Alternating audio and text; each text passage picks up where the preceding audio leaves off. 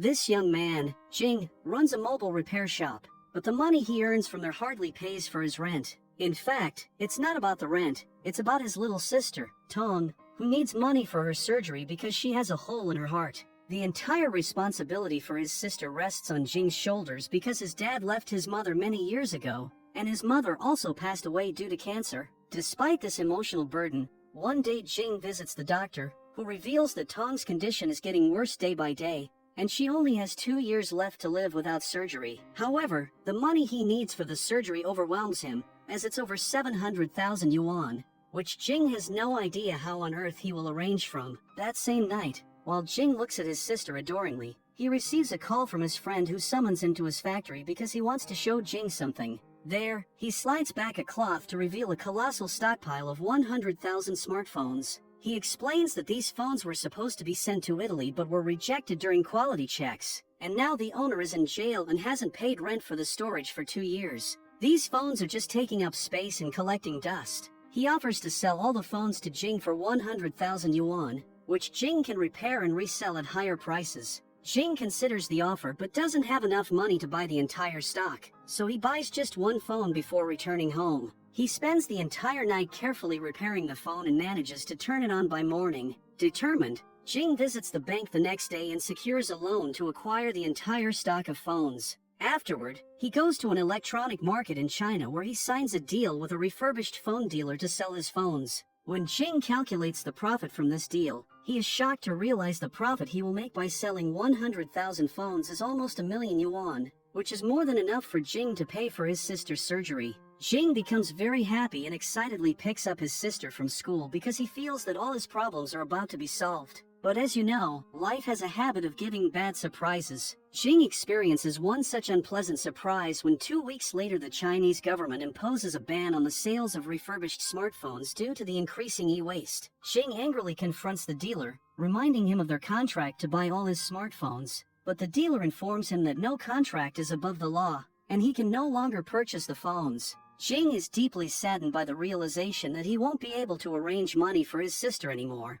Additionally, he now also has the burden of paying back the loan he took to purchase the phones. His life is miserable, but suddenly, an idea strikes him, and he goes to the manufacturing company of the same smartphone where he proposes a deal to the manager. Jing will sell them the parts of the smartphones at cheaper prices, which the company can use in their refurbished phones for sale in international markets. However, the manager tells him that it's not possible because removing the parts from the phones could lead to defects, causing them to fail quality control. Jing assures him that he can safely, ensuring they will still pass quality control. The manager was clearly not interested in Jing, so to avoid him, he loosely suggests that Jing send the parts for quality control testing and inform him when the report comes before leaving. Afterward, Jing works hard for several days to safely remove every important part of the phone and sends them for quality control. Fortunately, all the parts pass the quality checks, and Jing immediately takes the report to the manager, requesting him to sign a deal with him. The manager tells him that he never said he would buy the parts, he only asked Jing to inform him if they passed quality control. Jing becomes angrily saddened to hear this, but he doesn't give up. He approaches the company's owner, Zhang, and asks for just 10 minutes of his time.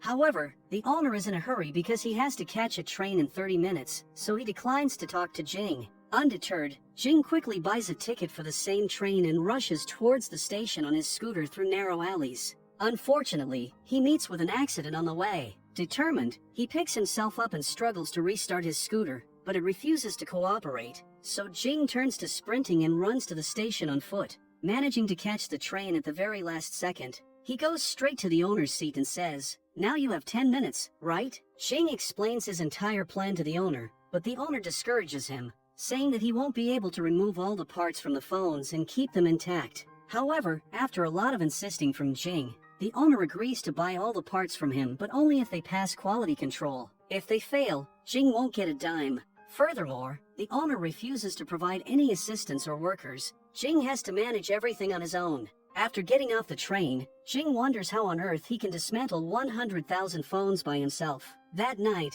Jing takes his sister from his friend's house and starts heading home.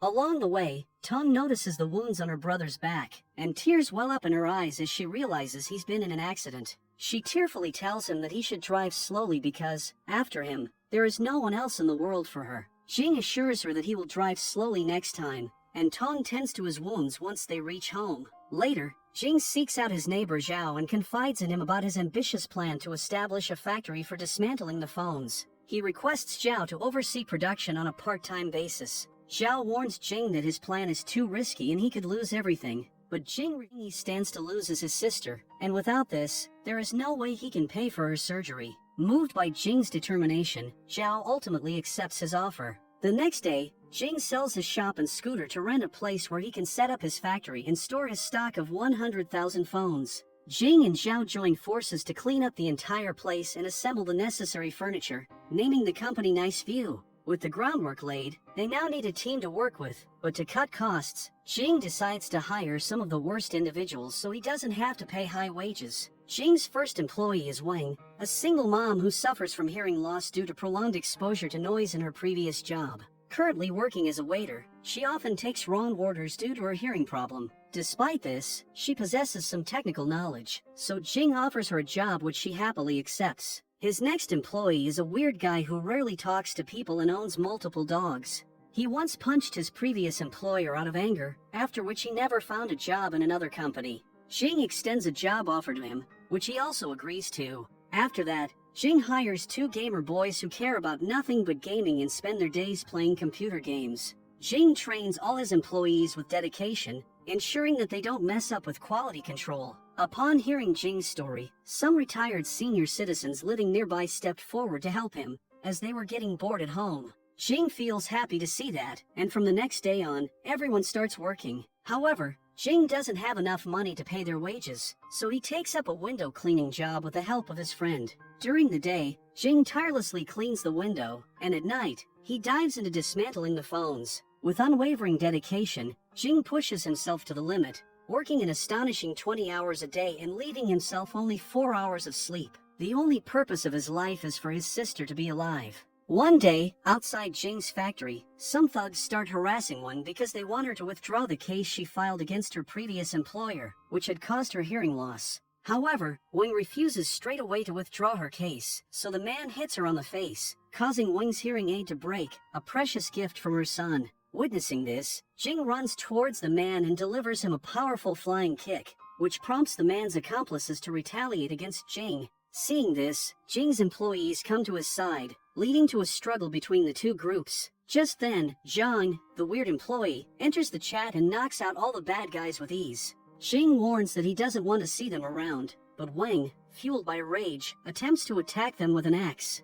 Jing and the other employees try to stop her, and Jing assures Wang that he can fix her hearing aid, which calms her down. A few days later, one of Jing's employees gets married, and Jing takes to the stage to deliver a heart of the newlyweds. Later, while bonding over drinks, Zhao asks Jing if he has any plans for himself, but Jing reveals that all he wants in life is to see her sister grow. However, Jing's troubles don't end there. After the party, when he returns home with his sister, he finds a note from the landlord at the door, stating that he must pay his 4 months due rent to open the door. Jing attempts to open the door with his key, but the landlord has changed the lock. Jing tries to convince the landlord over the phone, but he denies opening the door. Now Jing doesn't know where to go with his sister at this late hour, so he takes her to Zhao's house to spend the night. Feeling frustrated and desperate, Jing goes to confront his friend who sold him the stock of mobile phones because he owes Jing 2,000 yuan, which he hasn't paid for months. Jing delivers him punches before collecting every penny he has from his house. The next day, Jing arranges for himself and his sister to stay in his factory because he doesn't want to burden Zhao any further. Jing feels sorry for himself that he cannot even afford a nice bed for his sister. He resolves to work even harder and almost stops sleeping, only taking short naps between work to recharge himself. He treats every moment as precious, dedicating himself entirely to his goals. One night, while Jing was catching a brief nap at his desk, his sister wakes him up because she hears some strange noises outside that frighten her. Jing ventures outside to investigate, only to find 2 people stealing his mobile phone stock from the truck. Upon being spotted, the thieves immediately start running away, but Jing jumps onto the truck. He hangs by the door, leading to a scuffle with the intruders. As a result, the truck drifts to the middle of the road, and Jing and one of the intruders are thrown away from the truck, resulting in his fingers. The truck driver runs away, but Jing walks up to his accomplice, demanding his phones back. At that moment, his sister also rushes to the scene, and seeing her brother injured, she becomes deeply upset. After receiving medical attention for his injuries, the police informed Jing that they caught the thief through his assailant and recovered all the stolen phones. The next day, while working his window cleaning job, Jing accidentally drops a bucket of water due to his injured finger, leading his boss to summon him to the office. Seeing Jing's swollen hand, he instructs him to remove his gloves. Reluctantly, Jing removes the gloves only to get scolded by his boss for working with an injured hand. Despite Jing's pleas, he heartlessly fires him from his job but provides him with a salary for the 3 days that Jing worked with his injured fingers. Now, with all his options exhausted,